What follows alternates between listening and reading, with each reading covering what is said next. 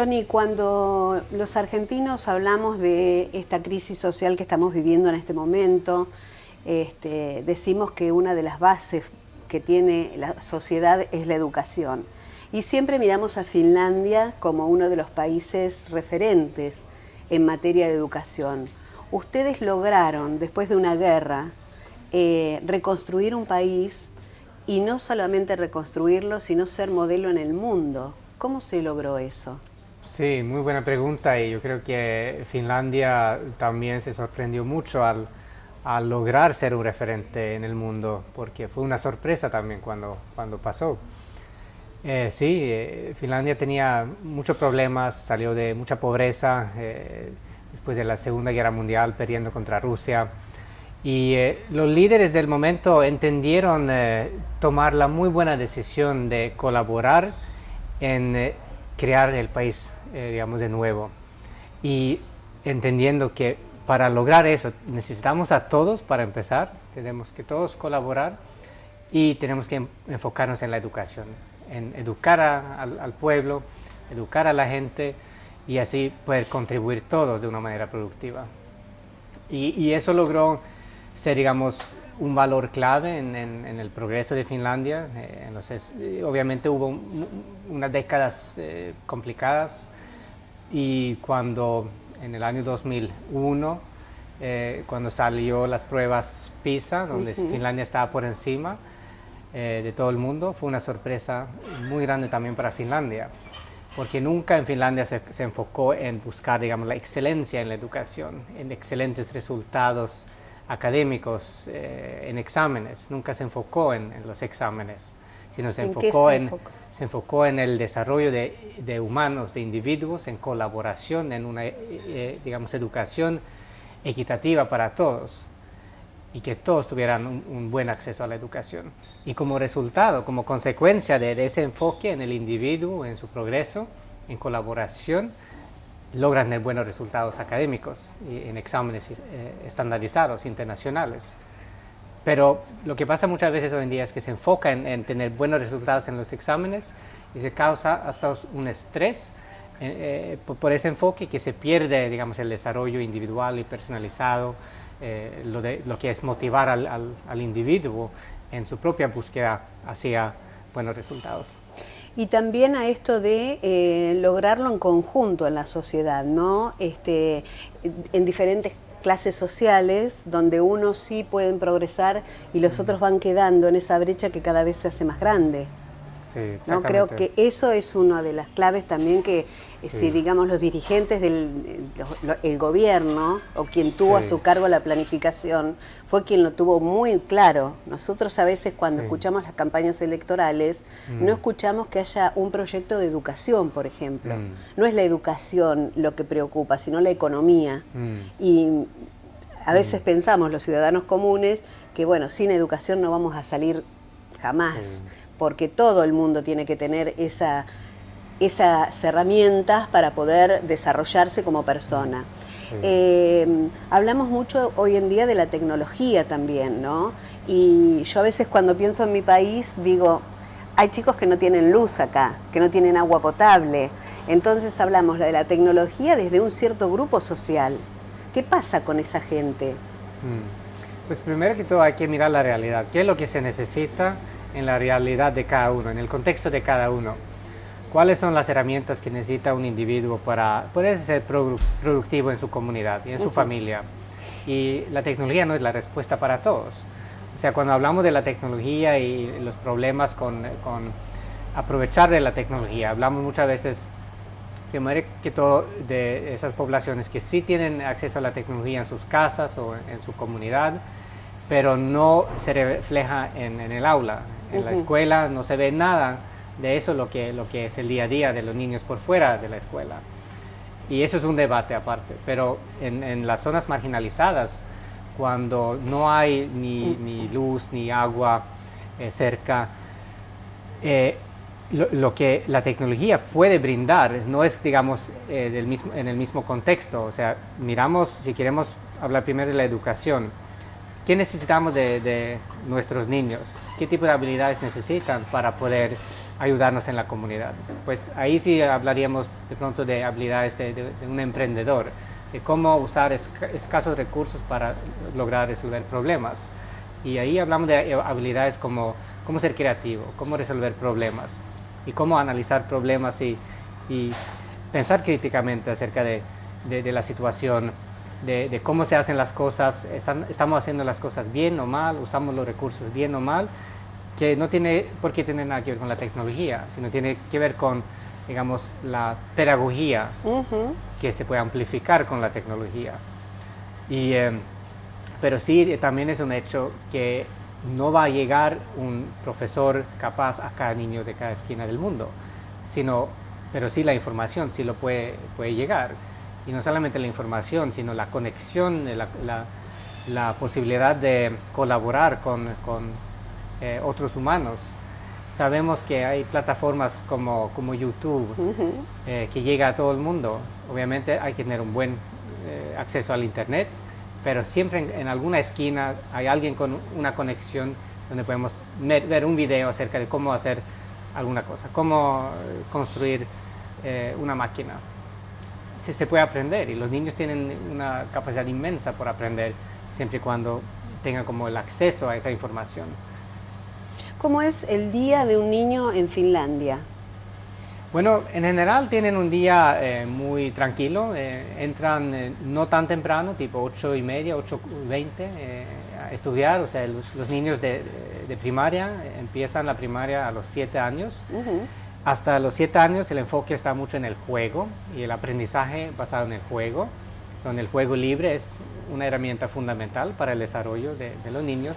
Pero desde los 7 años entran a la primaria, tienen días bastante cortos, de más o menos 5 horas. Llegan, digamos, 1 a 2 de la tarde a la casa y tienen, para empezar, antes de llegar a la casa, tienen muchos descansos en el día. Cada 45 minutos tienen un descanso de 15 minutos y después el descanso para almorzar es más largo. Y en la tarde no llegan a hacer tareas todo el día, sino llegan a enfocarse en sus deportes, sus actividades físicas. Se promueve mucho eso. Y muy pocas tareas, 15 minutos, media hora máximo al día tienen de tareas. Y hay mucho enfoque en el individuo, sus necesidades, qué quiere hacer el niño cuando estudia, cuando está en la casa, y para llegar motivado el día después a seguir estudiando y aprendiendo. Se desarrollan mucho los talentos de cada uno. Y eso es algo fundamental, sí, se trabaja mucho, en vez de trabajar por materia, como se solía hacer siempre, se trabaja mucho conectando materias y enfocados en proyectos o en problemas a resolver o en fenómenos, donde se estudia, digamos, durante varias semanas un proyecto en particular donde está interconectados varios digamos, problemas o varios temas, varias disciplinas como la matemática y la historia y los idiomas. Se puede trabajar al mismo tiempo, pero con el enfoque en un proyecto. No desde lo sistemática, digamos. Y no hay por qué enfocarse en el estudio de una materia, claro, porque eso tampoco se transmite fácilmente a la práctica. Claro. O sea, no importa si sabemos calcular porcentajes en el aula muy bien, si no entendemos qué significa 30% de descuento en una camisa en la tienda, no hemos aprendido mucho. Entonces es mejor conectar la práctica, o sea, cómo trabaja una tienda, por ejemplo, e intentar involucrar temas ahí y simular una tienda. Y yo he visto hasta aquí en Argentina, he visto parques para niños donde puedes simular diferentes empresas. Eso ni existe en Finlandia, porque eso es, digamos, la vida normal, pero aquí lo tienen como una atracción y yo creo que se podría enfatizar más esa parte, la diversión y la vida real, pero como una manera de aprender. Aprovecharlo más, digamos. Aprovecharlo mucho más en el aprendizaje formal, porque aquí aprendemos mucho de una manera informal. Claro. Tantas cosas que ni se aprenden en Finlandia, en cuanto, digamos, cosas relacionadas a la diversión, a lo social y la comunicación entre generaciones, Por ejemplo, pasé mucho tiempo en Colombia y vi muchos niños sacando a sus tías a bailar salsa en fiestas de familia, en cumpleaños. Y se genera una confianza entre esa generación que tienen esas experiencias que no fácilmente se tiene en un país como Finlandia. ¿Qué rol cumple la familia en Finlandia? ¿Se ha logrado reconstituir la familia tradicional, digamos? Porque era una de las grandes preocupaciones que Finlandia tenía después de la guerra. Sí, ¿no? Pues la familia en Finlandia es para empezar muy pequeña. Tenemos familias pequeñas en general y no se pasa mucho tiempo con, digamos, los primos y la familia extendida. Y yo lo veo como un problema, porque lo que pasa es que hay muchas abuelas, muchos abuelos que viven solos y no tienen esa conexión diaria a sus familiares, a las generaciones más jóvenes. Entonces esa es una parte social que veo que tenemos más fuertemente digamos, en los países latinoamericanos.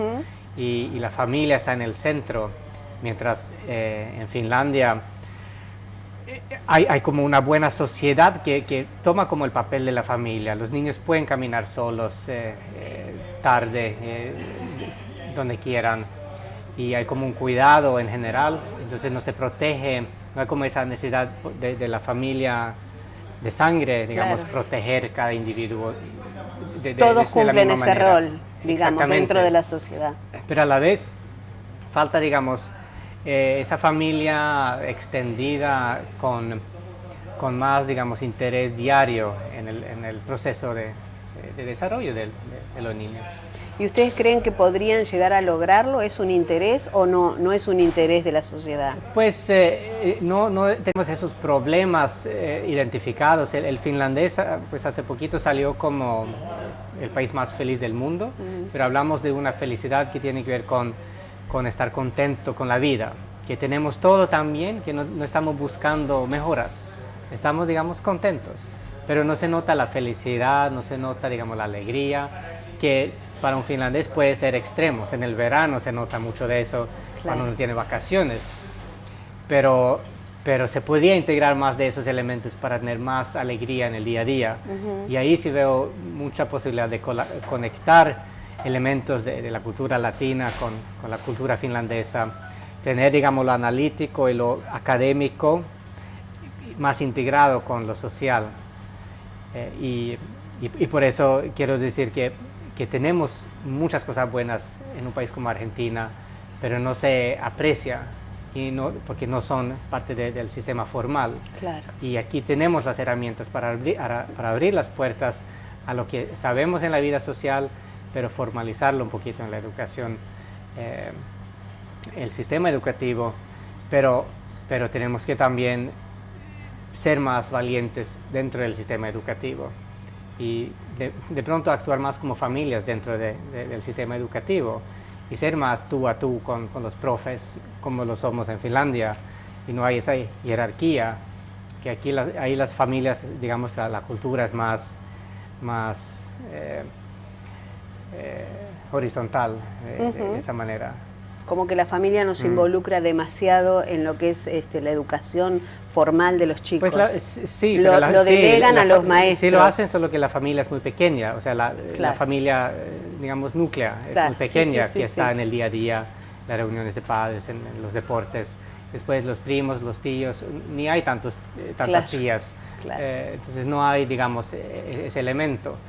Pero y por eso tampoco hay, digamos, esa conexión. Esas dimensiones.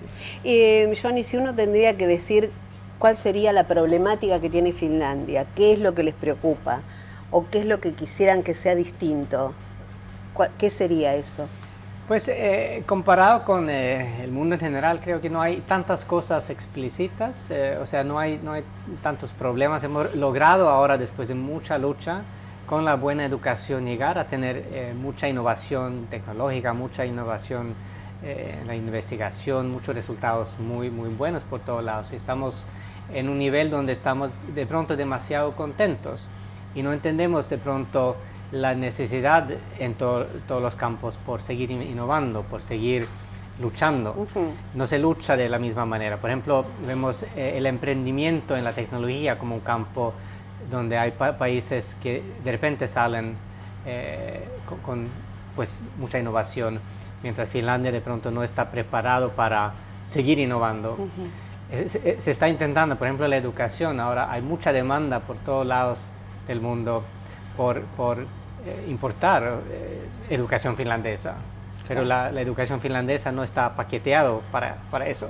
No se sabe cómo empaquetearlo a nivel de Estado, mientras hay muchas empresas, muchas iniciativas de universidades que sí lo han captado y tienen, digamos, formaciones, paquetes de productos tecnológicos con el Internet, con aplicaciones móviles que sí se pueden exportar y que captan, digamos, la esencia en la pedagogía finlandesa. Pero el emprendimiento, de pronto, el sistema de impuestos, el sistema jurídica, de pronto no está apoyando al emprendedor que lo está intentando hacer, mientras en otros países donde no han estado tan luchadores antes, claro, lo están haciendo ahora. Entonces, eso podría ser, yo lo veo como un problema a nivel personal, que en Finlandia también no seguimos innovando con esa lucha que antes, y si no seguimos luchando, podemos quedarnos atrás. Como que se conformaron. Porque ahora con la tecnología, eso es algo como un mensaje que quiero llevar, que con la tecnología, tarde o temprano, todo ciudadano va a tener buen acceso a la tecnología. Si lleva 10 años más o 20 años más, ahí sí el uso productivo de esa tecnología va a ser clave.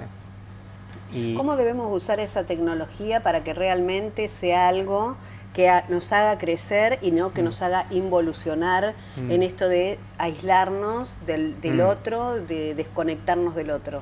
Sí, muy buena pregunta. O sea, hay muchas dimensiones ahí, porque para empezar, lo que los niños hacen con la tecnología no lo sabemos muy bien los adultos. Juzgamos mucho lo que hacen los niños con la tecnología porque vemos una parte nomás, una parte superficial donde no vemos de pronto si están jugando un juego, no vemos de pronto la parte donde en otra ocasión se están conectando con otro jugador en otro país y hablando en inglés, desarrollando su inglés y aprendiendo a desarrollar una estrategia para llevar a cabo ese juego.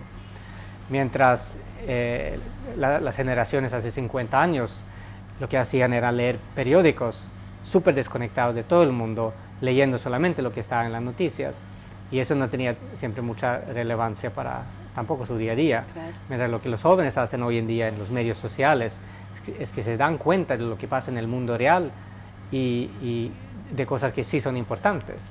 Por ejemplo, el cambio climático. Hay ahora un ejemplo muy bueno de una niña de Suecia que está haciendo campaña para no estudiar mientras los políticos no hacen nada para el medio ambiente. Y fue en tren hasta el Congreso de no sé qué allá en Europa para hablar. La invitaron a hablar y dejó a todo el mundo callado. Todo el mundo que llegó ahí con sus superjets privados, gastando no sé cuánto combustible mientras iban a hablar del medio ambiente. Entonces, para ella era muy difícil entender cómo los adultos que toman decisiones hablan de la importancia de educarse si no se ve nada de eso en la práctica, mientras para ella lo importante es tener un futuro para empezar. Entonces, es una perspectiva donde se ve una generación de jóvenes que aprenden de cosas y toman responsabilidad de cosas de un nivel que no hemos visto antes. De hecho, Estados Unidos, que no se involucran en cambio climático, la sociedad le está reclamando a su presidente. O sea, vemos marchas, vemos manifestaciones, o sea que hay como una toma de conciencia a eso. Por ejemplo, en la Argentina hoy la preocupación que tenemos, más allá de la economía, que siempre es, digamos, como el fusible que no nos hace relajarnos nunca, es la violencia en la sociedad, lo que es la ingesta de alcohol y droga. ¿Ese problema ustedes lo tienen? ¿Qué pasa con las drogas en Finlandia? Sí, no, de pronto no tan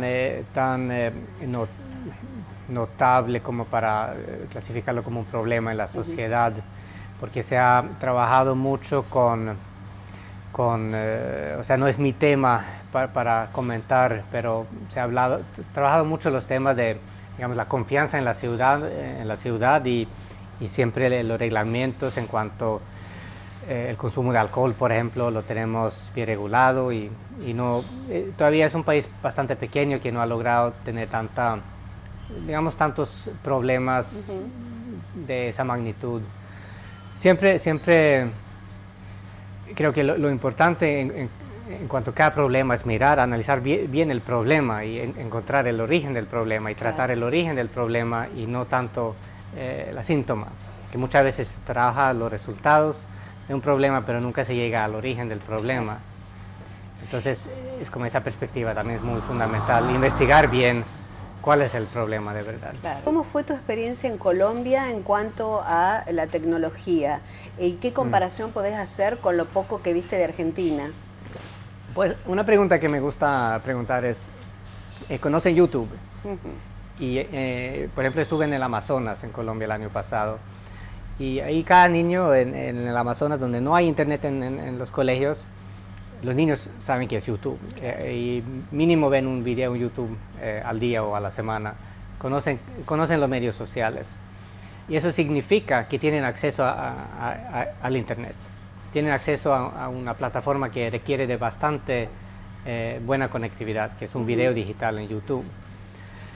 Y veo lo mismo aquí, también en Azul, no conozco mucho en general, pero me puedo imaginar que la tecnología está en algunos lados. Por ejemplo, hace 10 años en Colombia había cafés internet por todos lados. Era más fácil encontrar internet en Colombia, en la calle, como turista, que en Finlandia. Porque en Finlandia todos lo tienen en la casa, en la calle no hay internet en ningún lado. Y entonces, es la aplicación de la tecnología que es como el asunto de que la tecnología está accesible en todos los países prácticamente. Vemos un desarrollo inmenso en la India, en África, donde con un celular bastante antiguo, desde nuestra perspectiva, tienen conexión con satélite al internet y pueden descargar alguna información y aprender del tema que le interesa a un joven. Y esas son cosas que veo que el acceso está, pero cómo implementarlo en la práctica todavía no. ¿Cómo potenciarlo? Cómo potenciarlo, si ahí no se ha visto de pronto. Recién ahora los chicos están como tomando como referente a los youtubers, una cosa que hace unos años atrás era impensada, ¿no? Y que por ahí sí se ha hecho una brecha con los adultos. Pues los adultos cada vez entienden que, bueno, YouTube no es un fenómeno de los jóvenes, sino hasta los programas más intelectuales en cuanto a filosofía. Se puede ver debates en YouTube, se puede ver debates presidenciales siempre en YouTube. Uno va buscando por Google, encuentra un video en YouTube, y entonces es un hecho que los adultos aprecian ese medio. Pero de ahí a entender que tenemos que ayudar a los jóvenes a usar eso como algo, digamos, formalizado en su aprendizaje, y no solamente verlo como algo que hacemos en nuestro tiempo libre en la casa, sino internalizarlo, porque nosotros, digamos, los adultos que trabajamos, tenemos el lujo de aprender lo que queramos en nuestro tiempo libre. Y de pronto no pensamos que ese tiempo libre que usamos para el aprendizaje es lo que los niños deberían de estar haciendo todo el tiempo. Claro. Porque no están en su profesión todavía, están aprendiendo, buscando su propósito, si lo decimos así, y necesitan acceso a todo tipo de información, de videos, y no solamente a lo que nosotros como educadores los restringimos a consumir. También los educadores es como que están un paso más atrás que los jóvenes en cuanto al manejo de estas tecnologías. Sí, eso también relacionado a la pregunta anterior, que hay que mirar qué es lo que los niños hacen con la tecnología y qué podemos aprender como adultos en cuanto al uso productivo de la tecnología. Si podemos observar y imitar a los jóvenes, los niños, a mostrarnos, a enseñarnos qué tanto se puede hacer con la tecnología, sin juzgar demasiado temprano. Que si juegan en un momento, pero qué hacen en el otro momento y qué hacen cuando no hablan con nosotros. Y mirar, o sea, tienen obviamente una manera de comunicar en los chats y en digamos, los medios sociales que nosotros como adultos no lo alcanzamos a comprender todavía, qué tan rápido pueden expresarse libremente. Nosotros muchas veces queremos analizar algo primero y después expresarnos, muchas veces en texto todavía. No nos atrevemos a hacer un video hablando de algo espontáneamente y publicarlo en Facebook. Claro. Eso no nos ocurre casi. Mientras los jóvenes lo hacen como medio de comunicación, o sea, se comunican con el video, con el audio. Y hay muchos elementos que podemos aprender de los jóvenes. Y tampoco estamos acostumbrados los adultos a esa devolución inmediata de cuando publicamos algo en las redes. A veces hasta nos genera miedo las respuestas variadas y los comentarios variados que desarrollamos en un sitio cuando uno pone una opinión. Algunos se restringen hasta de opinar por esa devolución inmediata de gente que no conocemos, quizás. Claro. Pues ahí hay como algunos aspectos importantes para tomar en cuenta. O sea, muchas veces eso es lo que pasa, que los niños que desde su perspectiva son confiados de un tema, publican y empiezan obviamente a recibir comentarios y hasta cierto nivel eso está muy productivo porque aprenden a defenderse contra las críticas y aprenden a encontrar su voz. O sea, en qué comunicación me siento confiable y qué quiero decir, no importa la crítica. Y mientras los adultos de pronto tienen ese miedo porque les da miedo la crítica. Claro. ¿Y por qué nos da miedo la crítica? Nos da miedo la crítica porque no estamos totalmente convencidos de lo que estamos hablando. Un escritor, por ejemplo, que nunca ha logrado publicar o terminar un libro, no quiere piensa en las críticas, no sabe qué escribir todavía con confianza.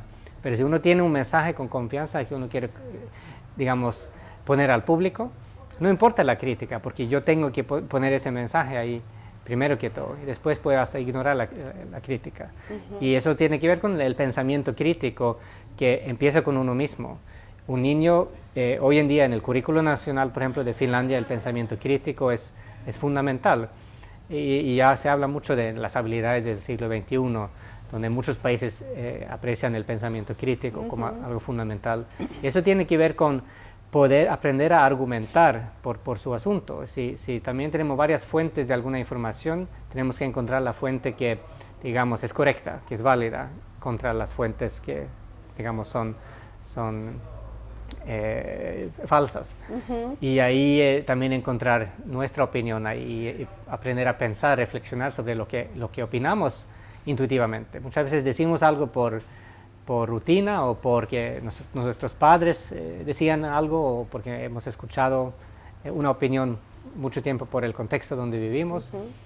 Pero si nos aprendemos a pensar más críticamente sobre lo que decimos, nuestra opinión, no vamos a tener esa confianza para poder publicar un video así hablando de un tema. Pero cuando tengamos esa confianza ya volvemos como ciudadanos más confiables o sea, más confiados y confiables. Aprendemos a usar nuestra voz auténtica de una mejor manera y también aprendemos a guiarnos hacia lo que queremos hacer, cuál va a ser nuestra vocación. Y eso es súper importante para poder ser productivo en la sociedad. Y también el leer varias opiniones y diversas y saber discernir y saber cuál nos va más en nuestra forma de pensar, también nos hace crecer. No en la crítica, digamos, barata, no sé si la palabra barata es usada allí en Finlandia, pero sí saber poder no tener esa antagonía con el otro que piensa distinto, sino enriquecernos del pensamiento que es distinto, ¿no? Vos decías que una de las herramientas del siglo XXI justamente es el pensamiento crítico. ¿Qué otras herramientas vamos a tener en este siglo? Pues hablé un poquito de la creatividad, de poder, o sea, pensar en un problema que tenemos y no solamente resolver el problema, que la habilidad de resolver problemas es una habilidad fundamental. Hay que arreglar los problemas que tenemos. Con las herramientas que tenemos. Sí, y eso puede ser algo muy fácil si tenemos la actitud de resolver problemas en vez de volvernos víctimas ante los problemas. Pero la creatividad muchas veces significa encontrar nueva manera de hacer las cosas, de ver el problema y de resolver el problema o encontrar, digamos, unas maneras de mejorar algo en la sociedad que ni hemos detectado como un problema, pero sí se va a necesitar la creatividad como una habilidad crítica. Y la colaboración es otra habilidad crítica. Muchas veces trabajamos en la escuela, hasta en el trabajo de manera individual, si queremos resolver algo, pero para de verdad encontrar la respuesta se necesita algo más allá a veces de lo que nosotros tenemos. Con una simple pregunta al compañero, tiene otra perspectiva, ve el problema desde su punto de vista, y colaborando, buscando la solución, podemos llegar a un mejor resultado. Y en general, al trabajar, necesitamos varias habilidades, varias fortalezas en un equipo para hacer un producto en una empresa o hacer cualquier cosa. Mejor lo hacemos en colaboración con los demás. Ahí me refería yo a los talentos, donde cada uno aplica su talento en pos de un proyecto, ¿no? Pues sí, ahí talentos podemos mirar como la extensión de habilidades, o sea, los talentos dependen del contexto y muchas veces los talentos son lo que se necesita saber hoy en día no es lo mismo que vamos a necesitar hacer en 2 o 3 años. Claro. Entonces, como en vez del talento de hacer algo, queremos la habilidad de aprender a aprender. Claro. Y a desarrollar nuevos talentos. Entonces, con ese enfoque de estar capaz de aprender nuevas cosas, si digamos la tecnología cambia, necesitamos desarrollar otro talento para ser productivos en un par de años en la misma industria. ¿En Finlandia se ha logrado esto de trabajar en equipo y de que cada uno aporte lo suyo para lograr un objetivo? Sí, y se nota de pronto muy fácilmente en el trabajo en proyectos que se desarrolla ya desde muy temprana edad en las escuelas. El trabajo en proyectos y el trabajo en fenómenos, que son una manera de trabajar que requiere de la colaboración, o sea, enfatiza la colaboración para llevar a cabo un proyecto y para lograr desarrollar un tema que estamos estudiando. La colaboración allá es esencial. Y eso se refleja después en la sociedad en cuanto el trabajo en equipo, que muchas veces en las empresas donde no se ha trabajado en equipo, en proyecto, en la escuela, tienen que formar, tiene casi su propia academia en la empresa que tiene que ver con formación profesional para enseñarle a los empleados nuevos a trabajar en equipo. Claro. Pero eso no se necesita tanto en Finlandia hoy en día. Estuviste en Colombia, que lo tomo como referencia porque es bastante similar a Argentina, a Latinoamérica, ¿no? ¿Vos ves que se tiende a trabajar en equipo o que todavía nos falta bastante para llegar a eso? Sí, ahí también se necesita reformar la formación profesional en general. Hay muchos problemas en cuanto a enseñarle a la nueva generación de trabajadores cómo hacer cosas, y lo que no se entiende es que los jóvenes, los que entran a trabajar hoy en día, que tienen 30 o menos años, hasta 35 años y menos, no tienen la paciencia de estar en una capacitación de 2 horas aprendiendo de un manual cómo se trabaja una máquina, sino tenemos que trabajar la pedagogía también en las empresas. Yo creo que eso es algo parecido que vemos por aquí, que tenemos que reformar no solamente lo académico, que puede ser demasiado académico y demasiado poco práctico, pero también en la práctica necesitamos más pedagogía y enfocarnos en el proceso de aprendizaje, el desarrollo de habilidades, talentos, de una manera desde la perspectiva del que aprende, de cómo aprende el que tiene que aprender de la mejor manera. Esto podríamos decir que es una falla en la educación sistemática que el chico tuvo en su secundario o en su primario. Puede ser, en parte sí, porque lo que yo veo como un gran problema en lo académico es que falla en motivar al estudiante a encontrar su vocación. Y muchas veces lo aprenden trabajando varios años, cambiando de industria, cambiando de carrera un par de veces. Si alguna vez encuentran algo como una vocación donde de verdad se sienten en lo suyo. Y si no saben eso en la educación, van a tener problemas en la sociedad como trabajador. Claro. Mientras, en cambio, si como estudiante, joven estudiante, uno encuentra algo, o sea, sus fortalezas, sabe alimentar sus fortalezas y desarrollar sus, digamos, debilidades a un nivel donde no causan obstáculos, pueden enfocarse en trabajar con sus fortalezas. Si uno es, por ejemplo, muy bueno en hablar frente a la cámara, no tiene por qué aprender a manejar la cámara, sino hay otro que puede especializarse en eso, que no tiene que ser bueno en hablar. Claro. Y ahí sí tenemos un buen equipo. Pero si no logramos descubrir eso en la educación, va a ser más difícil en la vida real, porque nos toca hacerlo de manera voluntaria, porque cuando ya estamos trabajando 100% con algo, es muy difícil en las noches, en los fines de semana, seguir desarrollándose, seguir buscando y aprendiendo lo que es su vocación. Hoy las empresas en nuestro país están buscando la multifunción. ¿Vos crees que eso es bueno para la persona o es, digamos, es nocivo en el sentido de que no lográs desarrollar nada en su totalidad? Sí, ahí quisiera decir que para algunos roles en la industria o digamos en la sociedad es importante saber muchas cosas bien, pero sería mejor todavía si sabemos hacer una cosa muy bien y otras cosas más o menos bien y complementarnos con los que sí saben. Claro. Pero a veces no solamente una cosa es suficiente, sino dos especializaciones podría ser muy bien para progresar y tener una ventaja comparado con los demás, para digamos, tener el rol de un líder en un equipo, en una empresa, o siendo emprendedor. De pronto toca hacer muchas cosas muy bien, pero nunca vamos a tener el tiempo para hacer ni una o dos cosas súper bien. Entonces nos quedamos como allá luchando todo el tiempo. Mientras sí es bueno en un equipo, juntarse con alguien que nos complementa, sabiendo algo muy bien que nosotros no sabemos muy bien, y nosotros complementando con lo que sí sabemos muy bien y logrando crear algo donde se requiere de esas dos cosas.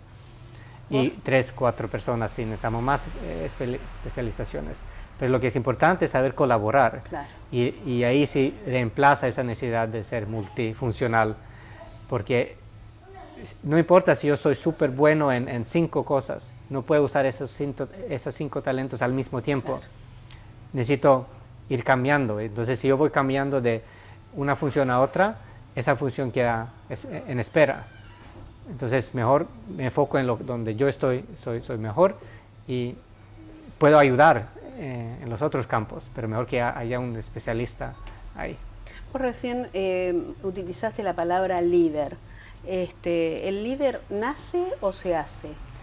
Pues ¿Cómo detectamos un líder? Sí, los dos. Un líder, desde mi perspectiva, es una persona que quiere tomar el cargo cuando es necesario. No tiene que tomar el cargo siempre, pero si ve que para llegar a la meta hay que hacer algo y si no pasa nada, yo tomo la responsabilidad y actúo como líder. Pero un líder también puede ser el que facilita, que alguien que, tú sabes hacer eso muy bien, tú lo puedes hacer para alcanzar a la meta. Claro. Y entonces esa persona es el líder, pero la otra persona lo hace. Y cada individuo, digamos, nace o se desarrolla con, digamos, ciertos talentos, ciertas habilidades, ciertas aptitudes, y podemos esforzar las aptitudes que nos interesa mucho y donde sabemos que, si yo practico esta parte, me mejoro mucho, pero si lucho con esa parte, con los idiomas, por ejemplo, y no capto entender, de pronto no logro llegar a un muy buen líder en ese campo de idiomas. Pero sí en otros. Ejemplo. Pero sí en otros. Claro. Mientras hay personas que de pronto tienen más facilidad para todo, más facilidad para ser líder. No tienen que trabajar tanto en cada campo. Pero tiene que ver con los dos factores. Johnny, para resumir, porque ya estamos llegando al final de la entrevista, me gustaría que tu tema específico es la tecnología, que nos digas de qué manera en Argentina, por ejemplo, que está medianamente desarrollada, qué tenemos que prestar atención los adultos con respecto a los niños, qué tenemos que hacer los adultos también para poder utilizar la tecnología de la mejor manera y realmente para que sea una herramienta superadora. Sí. Me gustaría usar la palabra, bueno, que me enfoco en la pedagogía de la tecnología, porque ahí está lo clave.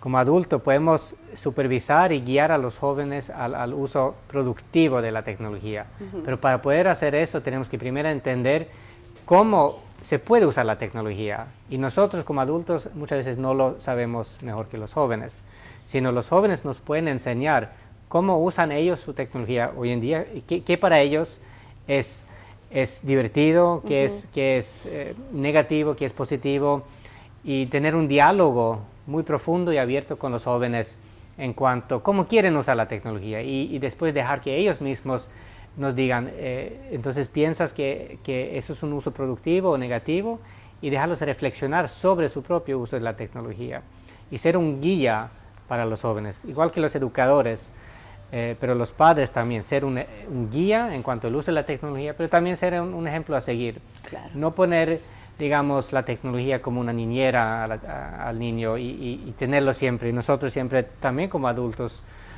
tenemos muchas veces la tecnología siempre en la cara, revisando si sea algo de trabajo, pero en eso no importa, porque eso no es más importante que la conexión con la familia. Claro.